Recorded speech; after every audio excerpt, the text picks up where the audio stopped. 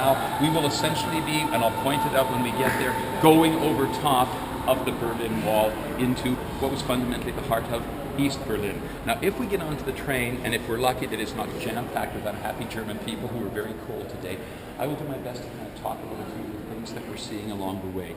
If it gets really crowded and you start getting German eyes, have any of you had German eyes as you come here yet? Have anybody done anything wrong? You will know exactly what German eyes are when that moment comes. A great big piece and not sphincter. None of the above. This is Schinkel. And if you can remember November the 9th and Schinkel, people will always know that you have indeed been to Berlin. This is considered German citizen. And why? Well, obviously, look at how beautiful these buildings are, but also because, see the trees right over here? I want to talk about 1989. In January of 1989, Erich Honecker, only the second leader in the entire history of the German Democratic Republic, he gave an interview in which he said, as far as he was concerned, the Berlin Wall must stay in East Germany, West Germany, and people are all sitting down to their dinner, and because they're Germans, they're probably having like a bratwurst and a Kartoffelsalat, and come over here in East Berlin. Coming back from their holidays, when they're getting ready to open up the schools again, to get their business functioning again, and all of a sudden this society is unraveling. There's some kind of solution to the mess that this country had fallen into.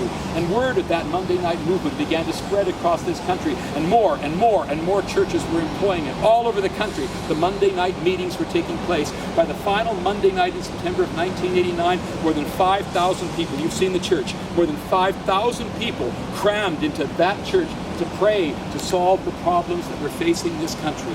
We jump ahead to the 7th of October, 1989, the 40th anniversary of the founding of the glorious German Democratic Republic. A 40th anniversary, come on, this should, under normal circumstances, would be an occasion for a great big party.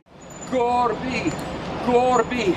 And for the first time since the massacre of 1953, people began calling out the words, Wir sind das Volk, wir sind das Volk. We are the people. We are the people. Calling out the words, 40 years is enough. 40 years is enough.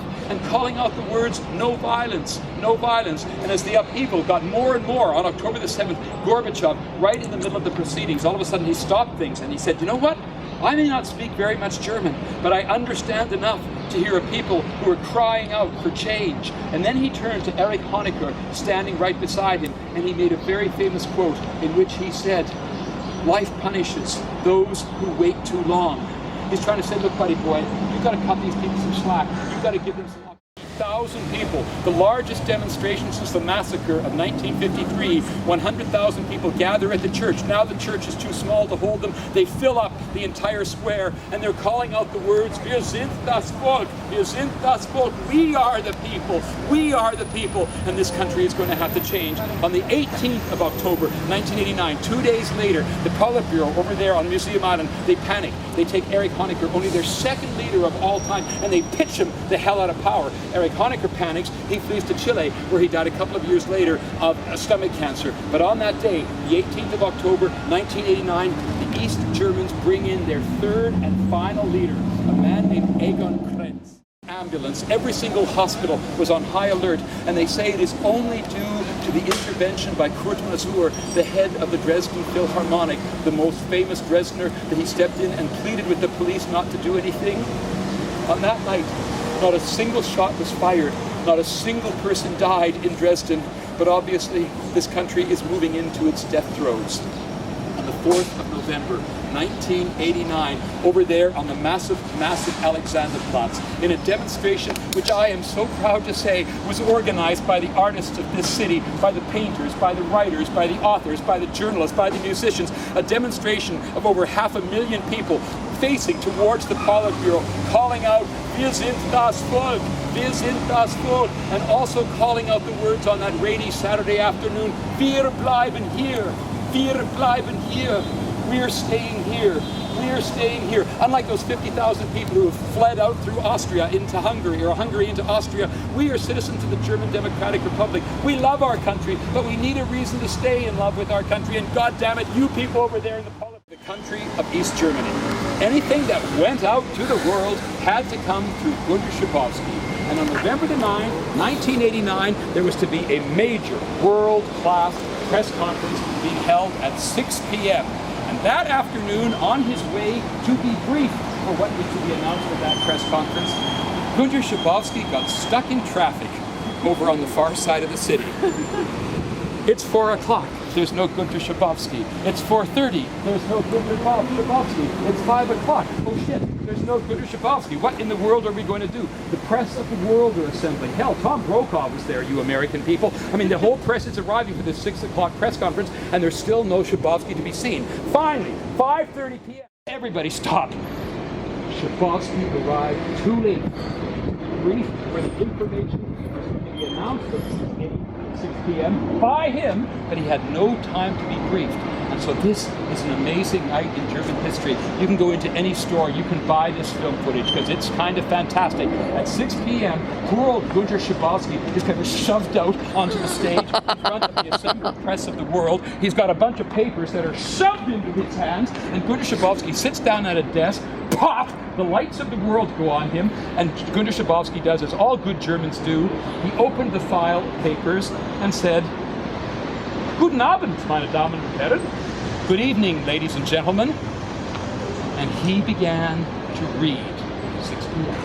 He reads, and he reads, and he reads. And oh yes, there have been some ecological problems down there near Dresden. We're going to get those fixed up right now. That was just a bit of an accident. And there have been some problem with some cheating that's been going on elections. Well, that was another misunderstanding, and that won't happen again. And we've got some great news. Verbatim, he said, oh yes, and one more thing.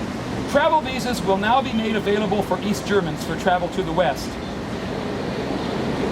Was?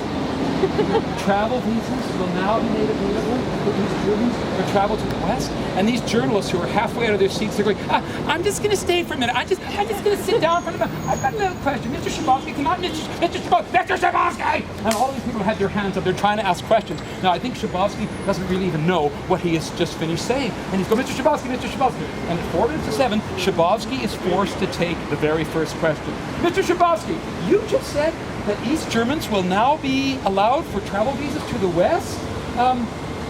Exactly who's eligible for these visas? And you can sort of see Schabowski, oh shit, go straight across his forehead. He has no idea. He wasn't there for the briefing.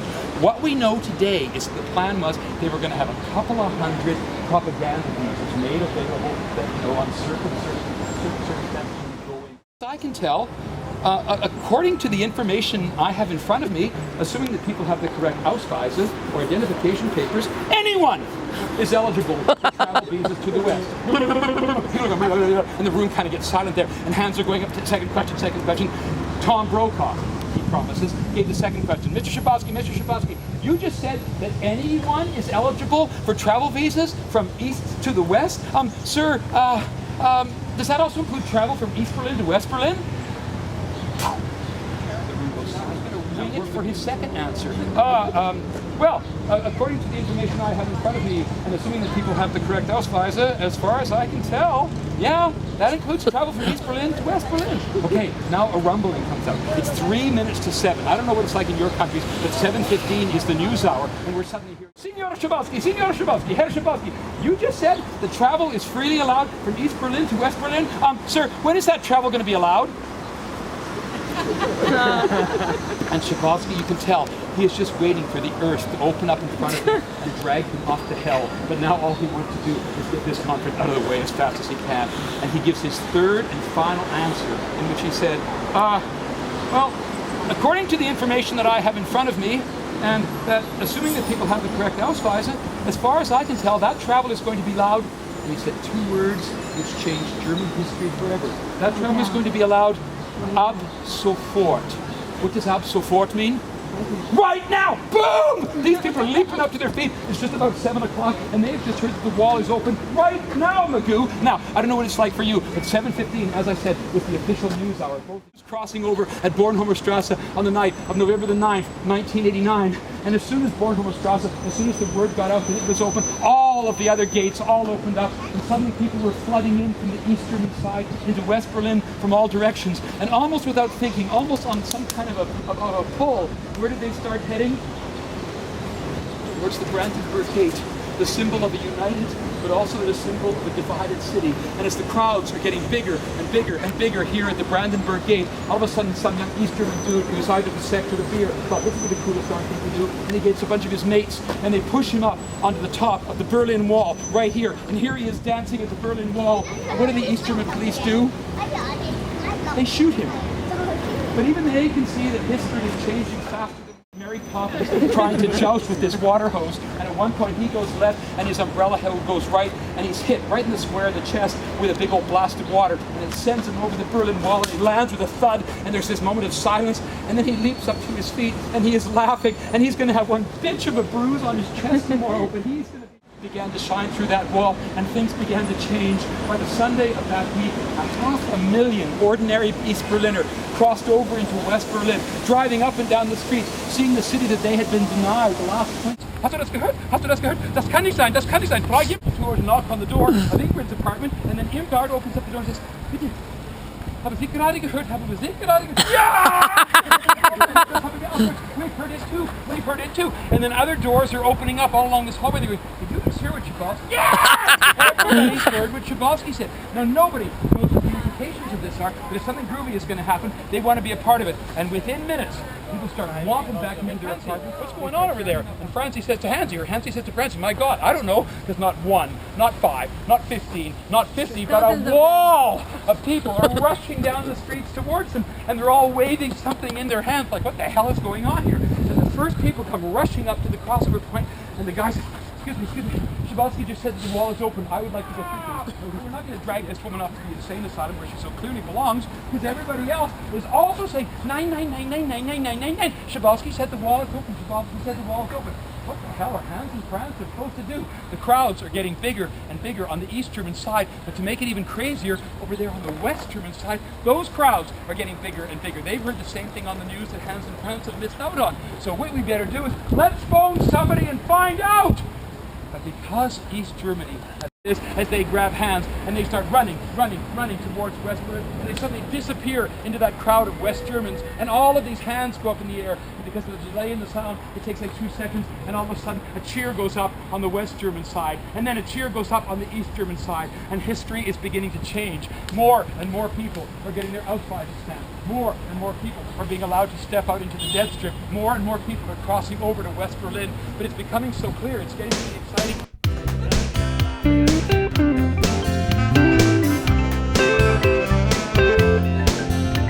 I walked into a bar in a town called York, had a drink of something most peculiar, or so I thought. Thinking about the weather, I'm thinking about the sport, thinking about that great big bold engagement ring that I bought, thinking about true love, I'm thinking about you,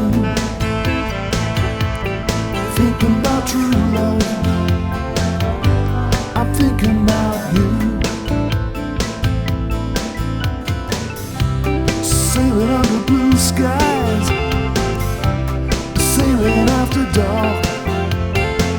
Ain't it funny how it all turned out right from the start? Thinking about true love, I'm thinking about you, thinking about true love, I'm thinking about you. On a boat going up the river, walking up in a northern town, standing in the railway station, both our feet on the ground, thinking about true love, thinking about you, thinking about true love, I'm thinking about you, thinking about true love, I'm thinking about you, thinking about true love, I'm thinking about you.